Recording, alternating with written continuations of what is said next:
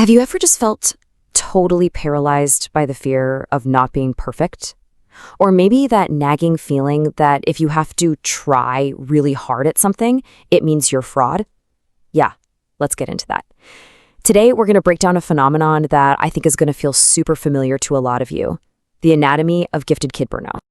So I want you to think back for a second. Was that your label? Were you the smart kid? The one who just aced tests without ever really seeming to break a sweat?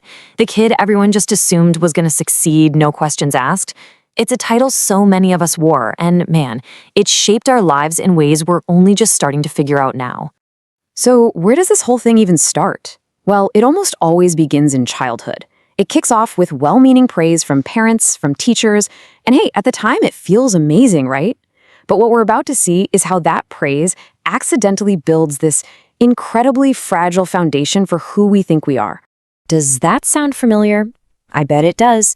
That exact phrase, or something like it, is ground zero. See, the praise isn't for the work or the effort.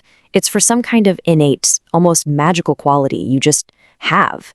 And just like that, your identity gets welded to this idea of being effortlessly intelligent. Okay, but here's the twist, right? How does something so positive, a compliment, end up feeling like a cage? Well, it all comes down to the kind of praise. It's not that all praise is bad, not at all. It's that one type builds you up to be resilient, and the other just builds anxiety. Just look at the difference here. On the left, you're praising something fixed, a trait, something you just are. But on the right, you're praising a process, something you did.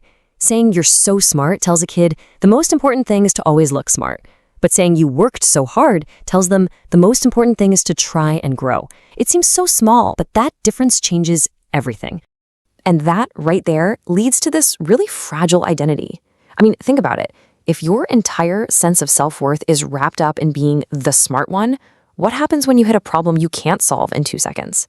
It's not just a challenge anymore, is it? It feels like a direct attack on who you are as a person. So with this fragile identity in place, your brain starts to create this really flawed internal logic. It's a mental trap where the very act of trying, of putting in effort, starts to feel exactly the same as failing. And here's the script that runs in your head. It's devastatingly simple. Step 1, okay, I'm the smart one. Step 2, and smart people, things are easy for them. They don't have to try. Step 3, uh-oh, this is hard. I actually have to try. And boom, step 4, the conclusion feels inevitable. Therefore, I must not actually be smart. Effort stops being a tool for success. It becomes proof you're an imposter. So what's the result of all this? It's a deep, deep fear of even trying. You start dodging challenges, not because you're lazy, but because the effort it would take to succeed is absolutely terrifying.